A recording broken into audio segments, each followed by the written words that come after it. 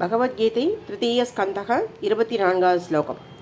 उत्सीदेयुर्मे लोका न कुर्यां कर्म चेतकं शङ्करस्य च कर्ता शाम् उभहन्यामि मा प्रजाः शक्ता कर्मणि अविद्वांसो यदा कुर्वन्ति भारत कुर्यात् विद्वांसता शक्त चिकीर्ष्युर्लेखशङ्क्रकं न बुद्धिभेदं जनयेद ज्ञानां कर्मशङ्गिनां जोषयेत् सर्वकर्माणि विद्वान् युक्तसमाचरन् प्रकृते क्रियमाणानि गुणैः कर्माणि सर्वचक अहङ्कारविमूढात्मा कर्ताहमिति मन्यते तत्त्वविद्यो महाभागो गुणकर्म विभागयोगो गुणागुणेषु वर्धन्त इति मत्वा न सज्जते प्रकृते गुणसम्मूढा सज्जन्ते गुणकर्मसु दानकृत्स्नविदो मन्नान् कृष्णभिन्न विचालयेत् मयि सर्वाणि कर्माणि सन्न्यास्याति आत्मचेतसा निराचीर्निर्ममो मूढ्वा युध्यस्व विगतज्वरः ये मे मदमिदं नित्यम् अनुतिष्ठन्ति मानवाः श्रद्धावन्तो अनुसूयन्तो मुह्यन्ते तेऽपि कर्मभिः ये द्वेदतप्यसूयन्तो नानुतिष्ठन्ति मे मदं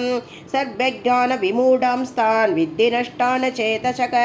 शत्रुषं चेष्टते स्वस्य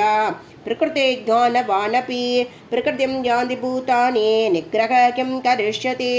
इन्द्रियस्येन्द्रियस्यार्थे रागद्वेषो व्यवस्थितौ दयोर्न वचमागच्छेत् धौकी अस्य परिबन्धिनो श्रेयान् स्वधर्मो विगुण परधर्मा स्वनुष्ठितात् स्वधर्मे निधनं श्रेय परधर्मो भयावहः अर्जुन उवाच अदकेन प्रदुक्योऽयं धामं चरति पौरुषः अनिच्छन्नभिवाष्णेय फलादिव नियोजितः श्रीभगवानुवाच काम एष क्रोध एष रजोगुणसमुद्भवः महाचनो महापाप्मा विद्येन मिकवैरिणं धूमेनाव्रियते वह्निर्यदादर्शो मलेन च यदोल्पेनावृतो गर्भस्तथा तेन तमावृतम् आवृतं ज्ञानमेधेन ज्ञानिनो नित्यवैरिणा कामरूपेण कौन्तेय दुष्पूरेणानलेन च इन्द्रियाणि मनोबुद्धिरस्याधिष्ठानमुच्यते एतैर्विमोहयत्येष ज्ञानमावृत्य देहिनम् तस्माद्वमिन्द्रियान् यादौ नियम्य परदर्शभ पाप्मानं प्रचकीकेनं ज्ञानविज्ञाननाशनम्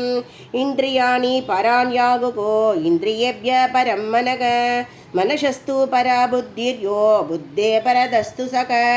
एवं बुद्धे परं बुद्ध्वा संस्थप्यात्मानम् आत्मना जगीशत्रुं महाबाहो कामरूपं दुराशतम्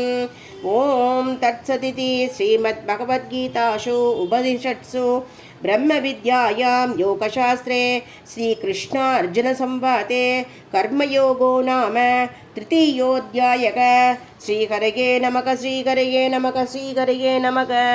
गोपिका जीवनस्मरणं गोविन्दा गोविन्दा सद्गुरुनाथ महाराज की जय।